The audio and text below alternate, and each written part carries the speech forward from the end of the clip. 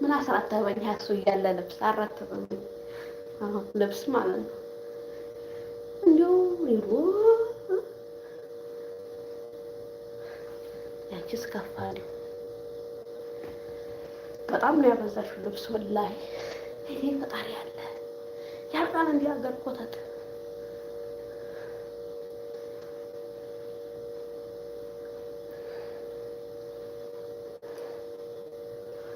ነው ፍሬ የተቸገርኩኝ። ቃነሽ አንቺ ኢትዮጵያ ብመጣ ከሳለሁ።